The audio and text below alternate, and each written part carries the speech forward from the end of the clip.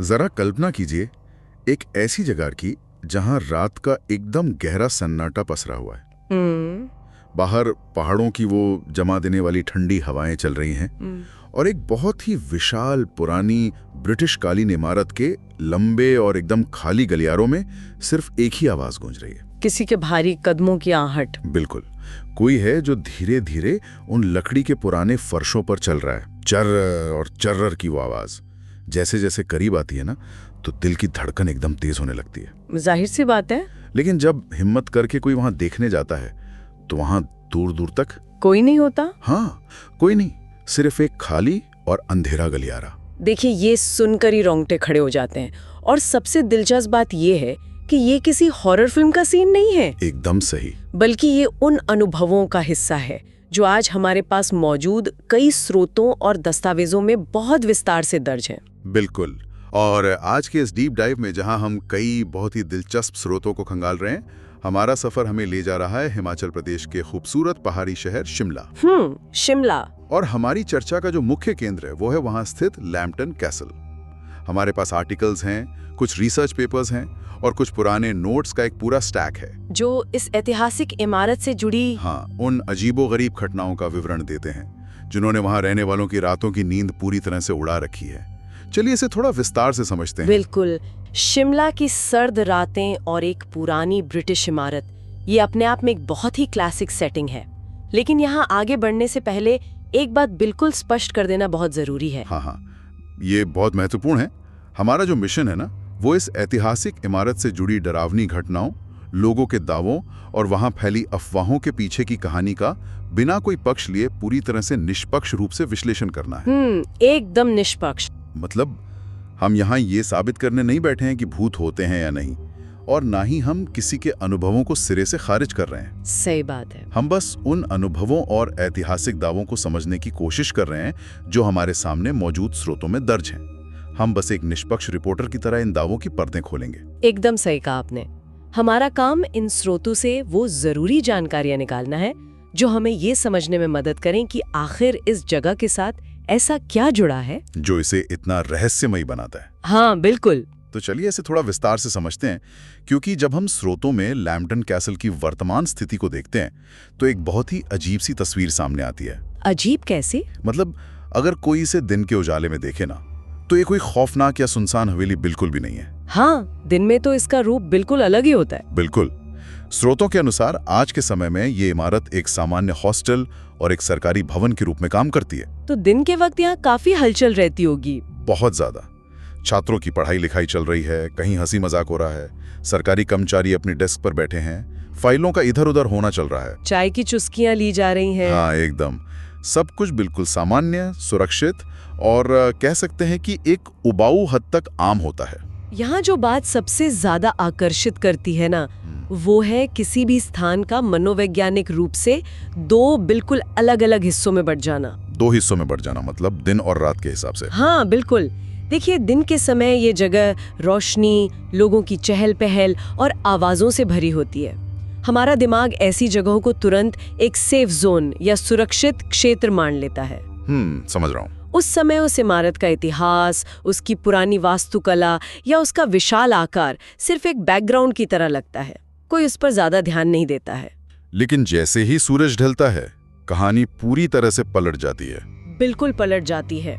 जैसे ही रात गहराती है और वो सारी मानवीय हलचल अचानक से शांत हो जाती है, तो वो खालीपन हमारे दिमाग पर सीधा असर डालने लगता है। एक अजीब सा सन्नाटा।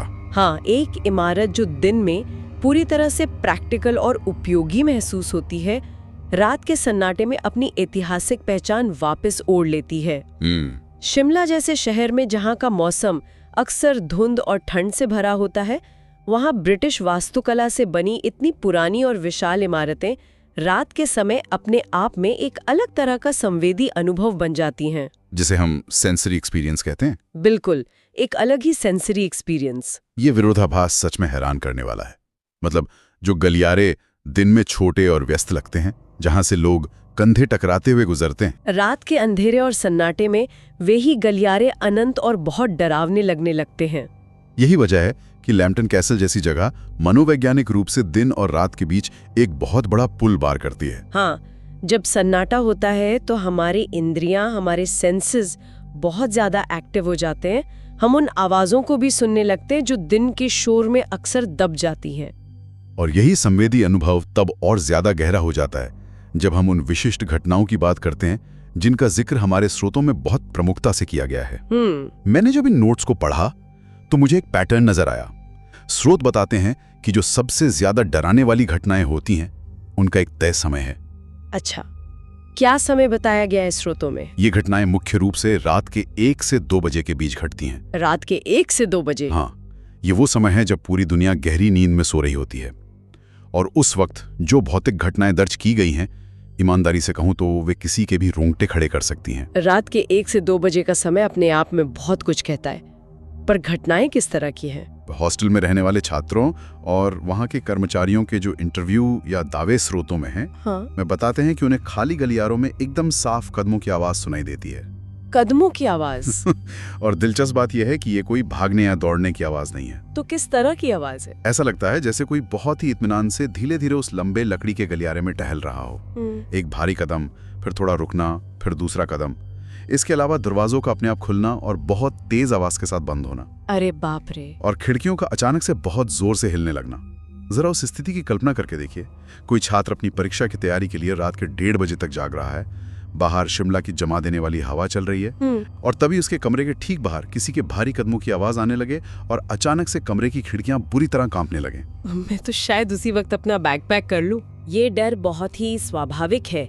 ये सच में एक बहुत ही परेशान कर देने वाला अनुभव है। लेकिन अगर हम इन अनुभवों का मनोवैज्ञानिक और भौतिक रूप से विश्लेषण करें ना, हाँ बिल्कुल, तो हम समझ सकते हैं कि ये छात्रों के मन में इतना गहरा डर क्यों पैदा करता है। आपने रात के 1 से 2 बजे के समय का जिक्र किया। हाँ, अक्सर लोक कथाओं में इसे विचिंग आवर या रहस्यमयी समय कहा जाता है। हाँ, फिल्मों और कहानियों में अक्सर इसी समय भूत प्रेत आते हैं।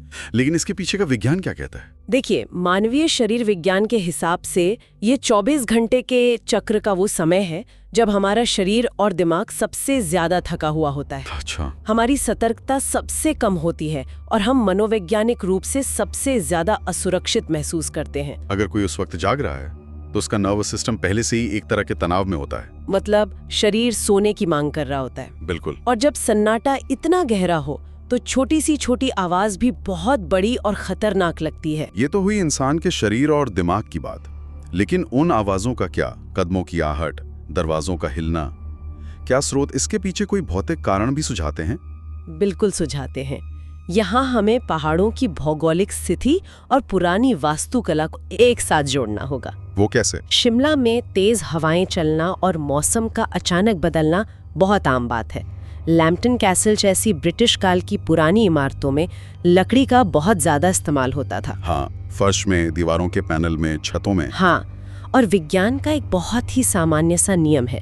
तापमान में बदलाव के कारण पुरानी लकड़ियां सिकुड़ती और फैलती हैं। अच्छा। दिन में लकड़ी हल्की सी फैलती है और रात को जब शिमला का तापमान अचानक से 0 के करीब पहुंच जाता है ना, तो वो लकड़ी बहुत तेजी से सिकुड़ती है और उससे आवाज आती है। हाँ, इस सिकुड़ने से चर्रर की बहुत साफ आवाजें पैदा होती हैं। ओह, तो जिसे लोग कदमों की आहट समझ रहे हैं वो शायद लकड़ी के सिकुड़ने की आवाज हो सकती है। इसकी बहुत अधिक संभावना है। और रही बात दरवाजों और खिड़कियों की, तो पुरानी इमारतों में हवा के दबाव यानी एयर प्रेशर का खेल बहुत अजीब होता है। अच्छा, हवा का दबाव। हाँ, तेज हवाओं के झोंकों से पुराने दरवाजों का अचानक खुलना या खिड़कियों का हिलना एक बहुत ही आम भौतिक वास्तविकता है जिसे ड्राफ्ट कहते हैं। लेकिन जब कोई इंसान उस अंधेरे में एकदम अकेला होता है। बिल्कुल, जब कोई इंसान उस अंधेरे और सन्नाटे में अकेला होता है, रात के 1:30 बज रहे होते हैं, तो उसका थका हुआ दिमाग इन प्राकृतिक आवाजों को एक लॉजिकल तरीके से प्रोसेस नहीं कर पाता है। वो उसे कुछ और ही समझ लेता है। हाँ, वो दिमाग उसे एक खतरे के रूप में देखता है।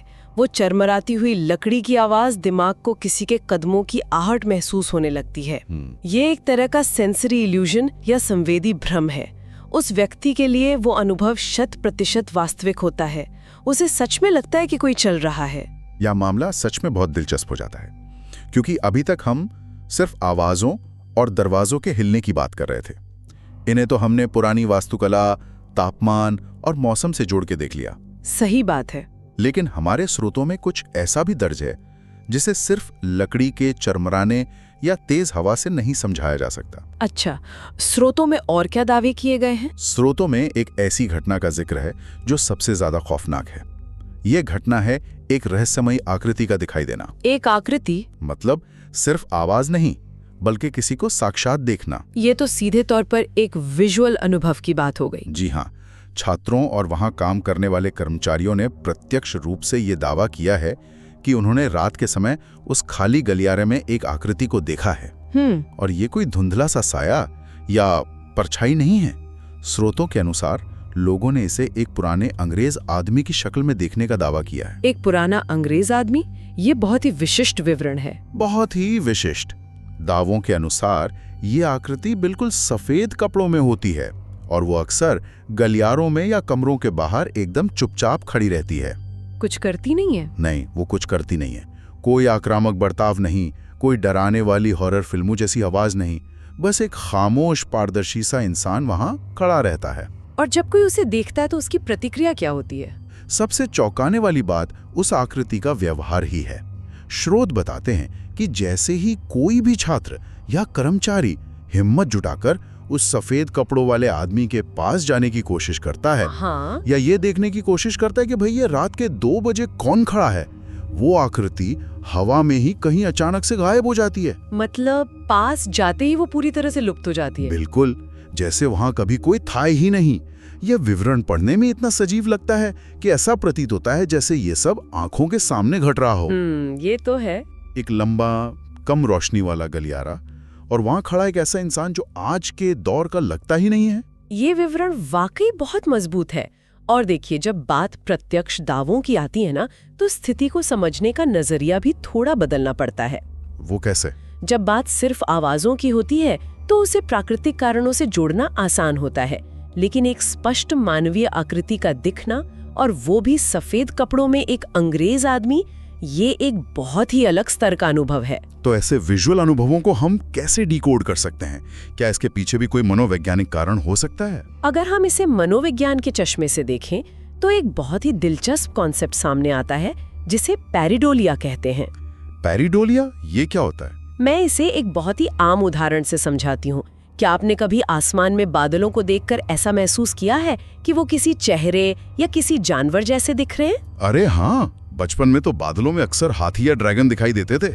या कभी कार के आगे के हिस्से को देखकर लगा हो कि वो मुस्कुरा रहा है? हाँ, कार की हेडलाइट्स आंखों जैसी लगती हैं। बिल्कुल, इसी को पैरिडोलिया कहते हैं। ये इंसान के दिमाग की एक प्राकृतिक टेंडेंसी है कि वो बेतरतीब आकारों, अंधेरे, धुंध या परछाइयों में किसी जानी पहचानी चीज, मतलब कोई चेहरा या इंसान, खासकर इंसानी चेहरे या शरीर को ढूंढने की कोशिश करता है। लैम्पटन कैसल के लंबे गलियारों में, जहां रोशनी बहुत कम होती है, रात के समय फर्नीचर की परछाइयां, पर्दे या बाहर से आ रही हल्की सी रोशनी मिलकर एक ऐसा आकार बना सकती हैं। हाँ, जो थके हुए दिमाग को किसी इंसान जैसा लगे।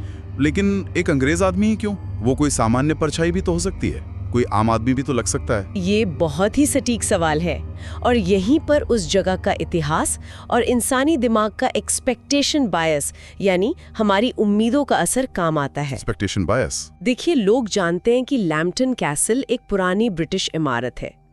उनके अवचेतन मन में, यानी सबकॉन्शियस माइंड में, वो ब्रिटिश इतिहास कहीं ना कहीं बैठा हुआ है। इसलिए जब उनका दिमाग किसी परछाई को आकार देता है तो वो उसे उस जगह के इतिहास से ही जोड़ देता है। मतलब दिमाग वही देखता है जो वहां देखने की उम्मीद करता है। काफी हद तक हाँ। और जब कोई उस आकृति के पास जाता है तो रोशनी और परछाई का वो एंगल बदल जाता है और वो आकृति अचानक गायब हो जाती है। बिल्कुल, लेकिन हमें ये भी समझना होगा कि जो लोग उस अनुभव से गुजरते हैं, उनके लिए वो नजारा, वो सफेद कपड़ों वाला इंसान और उसका हवा में लुप्त हो जाना एक बहुत ही खौफनाक और सच्चा अनुभव होता है। हाँ, हम उनके डर को झुठला नहीं सकते। और यही बात हमें इस पूरी कहानी के सबसे गहरे हिस्से तक ले जाती है, क्योंकि जब हम ये सवाल पूछते हैं कि आखिर वो अंग्रेज आदमी है कौन, तो स्रोत हमें एक बहुत ही दिलचस्प इतिहास और स्थानीय अफवाहों के कनेक्शन की तरफ ले जाते हैं। अच्छा, स्रोतों में इस इमारत के इतिहास के बारे में क्या बताया गया है? स्रोत स्पष्ट रूप से बताते हैं कि इस लैम्पटन कैसल का एक बहुत ही गहरा अतीत है।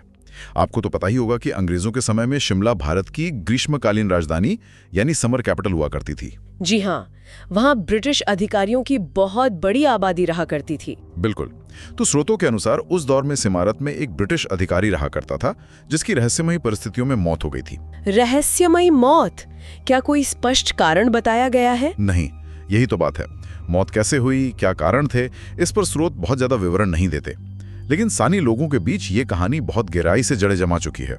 स्थानीय लोग पूरी तरह से ये मानते हैं कि जिस अंग्रेज अधिकारी की उस समय मौत हुई थी उसकी आत्मा को कभी शांति नहीं मिली। और उनका मानना है कि वही आत्मा वही आत्मा आज भी इस लैम्बर्टन कैसल के गलियारों में भटकती है। तो जो सफेद कपड़ों वाला आदमी लोगों को दिखता है, रूप है। ये समझना बहुत ही दिलचस्प है कि कैसे एक पुरानी इमारत, दशकों पुरानी एक अनसुलझी मौत और आज के समय में छात्रों को दिखने वाला एक साया आपस में एक ही धागे से बंधे हुए हैं। अगर हम इसे एक बड़े नजरिए से जोड़कर देखें तो ये बात सामने आती है कि कैसे इतिहास, इंसान की कल्पनाएं और स्थानीय किंवदंतियां समय के साथ एक दूसरे में घुल मिल जाती हैं। ये कैसे होता है? मतलब एक ऐतिहासिक घटना एक भूत की कहानी में कैसे बदल जाती है? देखिए, किसी भी पुरानी जगह का इतिहास अगर किसी त्रासदी, किसी अनसुलझे रहस्य या अचानक हुई मौत से जुड़ा हो ना, तो वहाँ लोक कथाओं का जन्म लेना बहुत स्वाभाविक है। इंसान का स्वभाव है कि उसे हर चीज का कारण चाहिए होता है, लॉजिक चाहिए होता है। बिल्कुल। जब समाज को किसी घटना का तार्किक जवाब नहीं मिलता, जैसे कि उस ब्रिटिश अधिकारी की रहस्यमयी मौत का असली कारण, तो लोग खुद जवाब ढूंढ लेते हैं। हाँ, पीढ़ियां अपनी कहानियों और मान्यताओं के जरिए उस खाली जगह को भर देती है। एक तरह से वे अपनी एक खुद की एक कहानी गढ़ लेते हैं ताकि उस घटना को एक अर्थ मिल सके। एकदम सही। ये एक तरह का सामाजिक तंत्र है जिससे लोग अपने अतीत के अनसुलझे रहस्यों को याद रखते हैं। समय के साथ वो ऐतिहासिक तथ्य एक कहानी बन जाता है, कहानी अफवाह में बदल जाती है और अफवाह एक गहरे विश्वास का रूप ले लेती है। और फिर जब आज का कोई छात्र रात के 1:30 बजे लकड़ी के चरमराने की आवाज सुनता है तो उसका दिमाग तुरंत उस अनुभव को उस पुरानी किंवदंती से जोड़ देता है। वो ये नहीं सोचता कि लकड़ी सिकुड़ रही है, वो सोचता है कि वो अंग्रेज अधिकारी आ गया। यही कारण है कि स्थानीय लोग इतने दृढ़ विश्वास के साथ कहते हैं कि वो उसी अधिकारी की आत्मा है। ये हमें ये भी बताता है कि कहानियां कितनी शक्तिशाली होती हैं। बहुत शक्तिशाली। वे एक ईंट पत्थर की इमारत को एक जीवित सांस लेते हुए रहस्य में पूरी तरह से बदल सकती हैं। तो इन सब का आखिर मतलब क्या है? अगर हम स्रोतों की इस पूरी यात्रा को समेटें तो लैम्बर्टन कैसल की कहानी एक साथ कई रूप दिखाती है। ये एक महत्वपूर्ण ऐतिहासिक धरोहर है जो ब्रिटिश काल की शानदार वास्तुकला को आज भी संजोए हुए है। साथ ही यह एक वर्तमान सरकारी भवन और हॉस्टल है जो दिन में बहुत ही व्यवहारिक और जिंदा दिल जगह है। और इन सब के साथ ये एक ऐसी डरावनी जगह भी है जो अपनी ही दीवारों के भीतर एक रहस्यमयी अतीत को आज भी जिंदा रखे हुए है। ये एक ही इमारत में मौजूद 3 बिल्कुल अलग अलग दुनियाएं हैं, लेकिन यहाँ हमारे लिए ये स्पष्ट करना फिर से बहुत जरूरी हो जाता है कि हम इन दावों को किस तरह से देख रहे हैं।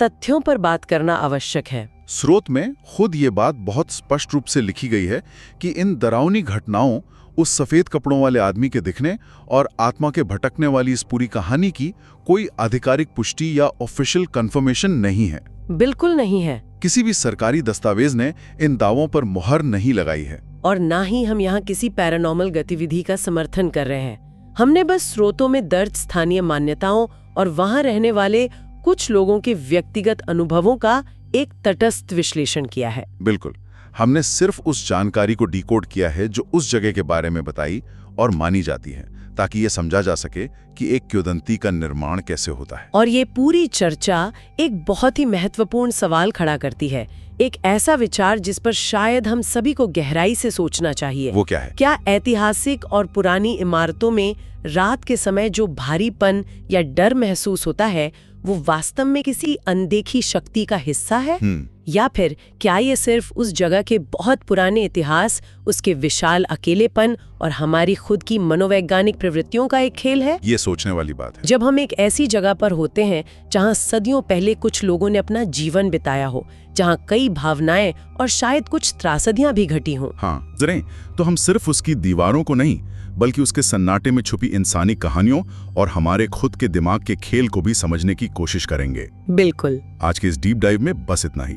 हमेशा कुछ नया सीखते रहिए, अपनी जिज्ञासा बनाए रखिए और अपने आसपास छिपी कहानियों के पीछे के असल अर्थ को खोजने